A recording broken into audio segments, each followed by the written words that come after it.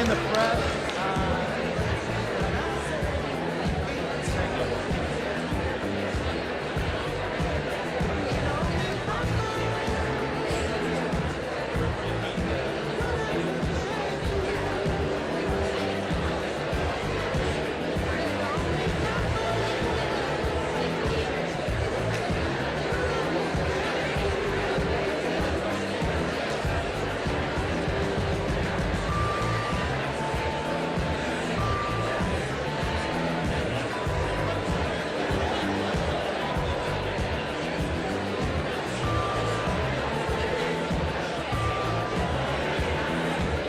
We can have everybody come back into the room and take your seats.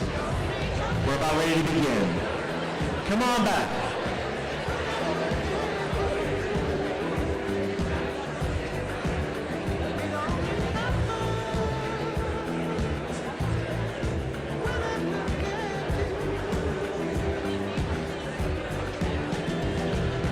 Guess you love the way I feel about you now. No matter what you say, I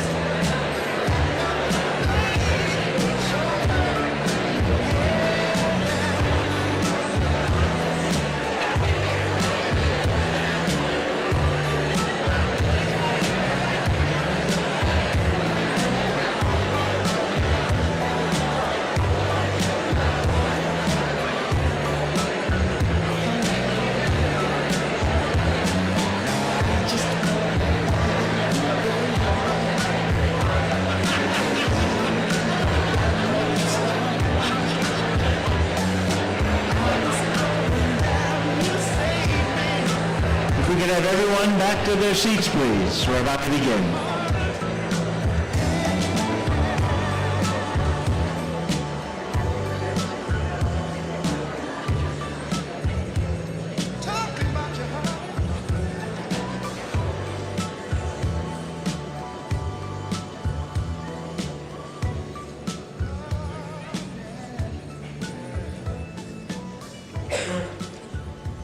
Please welcome back to the stage Commissioner Michael Duguay.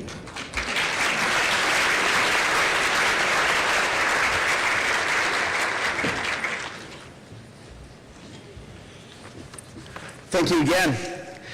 For those of you who may not know, our governor was brought up in Farmington, Maine, a community that knows the importance of, and its magic, of tourism and how that plays within its own economy. As a result, she understands the strong linkage between tourism and economic development. Like many of us, the governor is also someone who deeply loves the outdoors and the natural beauty of what Maine has to offer its citizens and visitors. She is committed to the prosperity of communities and has led the state to more economic growth over the past 4 years than it has seen in the preceding 15. Without further ado, it is my distinct pleasure this morning to introduce to you Governor Janet Mills, the 75th governor of the great state of Maine.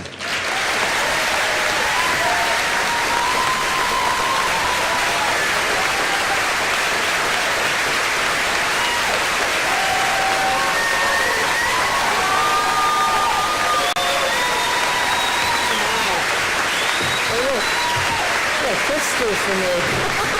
Thank you. Wow, what a great crowd. Everybody's involved in tourism these days. I'm so looking forward to this season.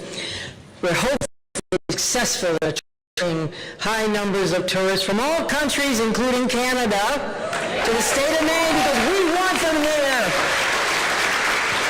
They are our partner. Over decades, if not centuries, our partner. We are so intertwined with their economy and they with ours. So today we celebrate the innovation and adaptability and resilience of the tourism industry in Maine, all of which have allowed us to always welcome visitors from around the world. We want to tell every one of them, say to every one of them, welcome home. You're safe here. You're welcome here. I don't have to tell you that these past few years have brought historic challenges to the tourism industry here in Maine and to our economy.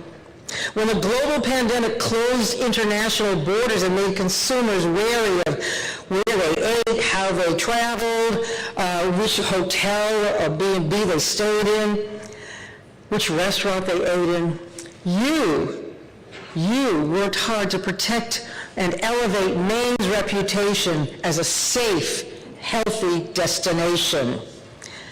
Hospitality Maine, for instance, worked with the Maine Community College System and others to create a restaurant readiness and lodging foundations program.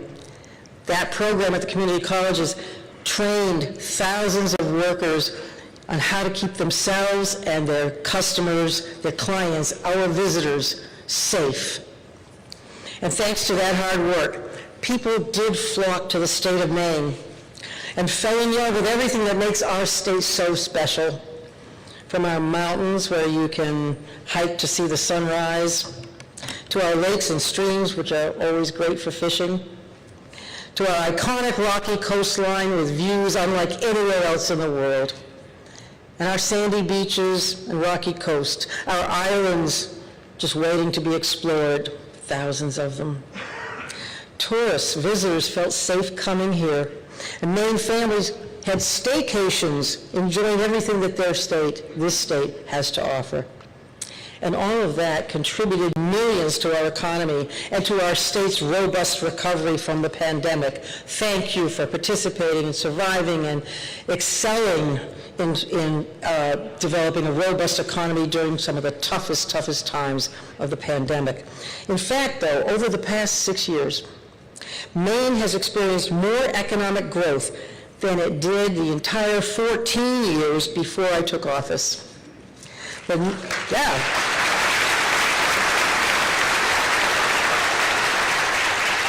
The number of people working in Maine right now is at an all-time high.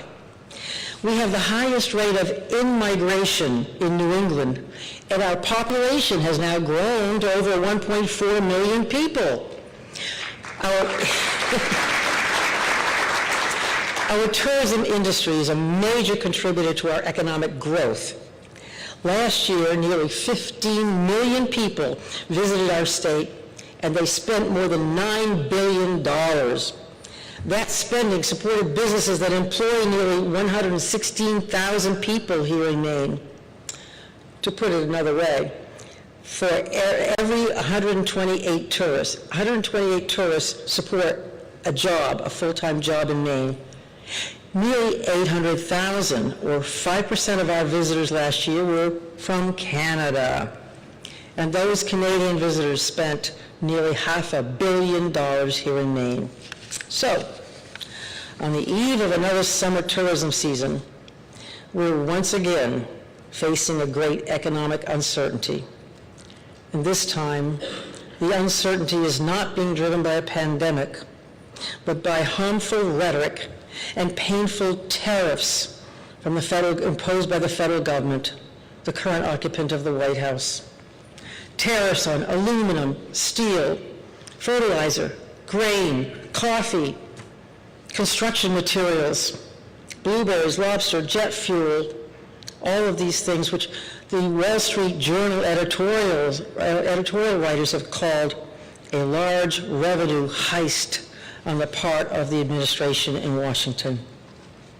As a result of these tariffs, threatened tariffs, rescinded tariffs, proposed tariffs, imposed tariffs, our Canadian neighbors now say they feel unwelcome in our country, and they are uncertain about even visiting our state. We can't let that happen. Numbers bear this out. The number of Canadians returning from visits in the United States by land plunged by nearly 32% year over year in March. Air arrivals fell by nearly 14% March this year, below March last year. What does this mean for Maine? We might have 225,000 fewer visitors from Canada this year. That's hundreds of thousands fewer people staying in our hotels, our B&Bs, fewer people making reservations at restaurants, shopping in our small businesses, buying souvenirs and products that we retail here in Maine. I've heard some say, well, we could make up the difference by attracting more visitors from America, other states. But it's important to remember, other states will be competing for those visitors too. I've heard some people say that, well, having fewer tourists will free up space for Maine people to have staycations. What do you think about that question? It's important to remember that the survival of many small businesses in our hospitality industry depend on overnight visitors, not just day trippers here, who stay longer and spend more, contributing to our economy. I've been speaking to some of the Atlantic province premiers in Canada to reassure them that Maine will welcome their residents, to have a world-class experience here, and that we won't ignore them either, that we'll visit their provinces as we always have as well. We share a 600-mile boundary with Canada. Maine and Canada have a cherished relationship, founded not only on mutual financial or economic advantage, but on centuries-old familial and cultural bonds that have always superseded politics. I am committed to working with Canadian leaders to preserve cross-border travel, encourage tourism in our respective jurisdictions, and promote each other's economic advantages and amenities. I am also considering a road trip myself to the Atlantic provinces this summer, and I encourage Maine people to go back and forth and take their families to New Brunswick, Prince Edward Island, Nova Scotia, etc. Enjoy their amenities too, but encourage them to come back. Encourage Canadian people to come here. We need them, and we enjoy them. In addition to these new challenges, Maine tourism industry faces other issues. A shortage of workers, for instance. As Economic Development Commissioner Mike Duguay said, We are addressing that long-term, long-standing problem by investing in quality job training programs in the hospitality industry. We want to do everything we can to help with this problem. In my Part 2 budget proposal, sitting in the Appropriations Committee, I've called on the legislature to keep funding our free community college program, for instance, and encourage people to stay and work in Maine and develop careers in the hospitality industry.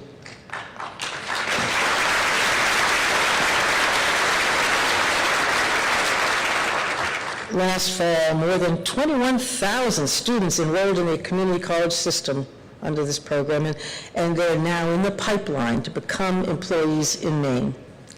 I hope that you join me in encouraging lawmakers to fund this critical workforce program ongoing. The past 5 years have brought new challenges to the tourism industry, but you have my word that we will work with you to overcome these challenges. We will promote the things that set Maine apart from any other destination in the world. Our dark skies at night with no light pollution, perfect for stargazing. Our shops, our shelves full of Maine-made products and a friendly face at the front door. Your hotels and B&Bs with pristine rooms that offer families a home away from home.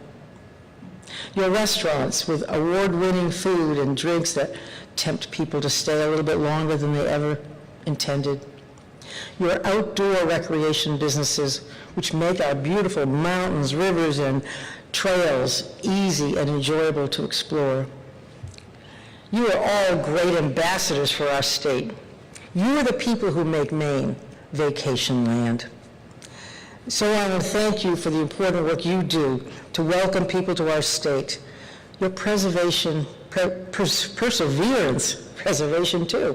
Your perseverance, hopefulness, optimism, and hard work make me proud to be your governor. Thank you.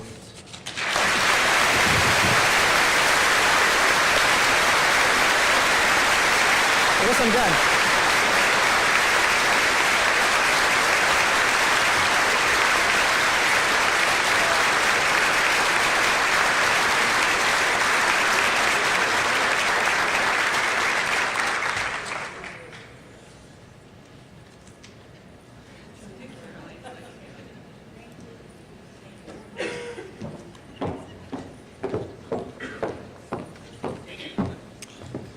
Governor Mills, thank you so much for your leadership. And I just, yes, everyone, round of applause again for the wonderful words and wisdom.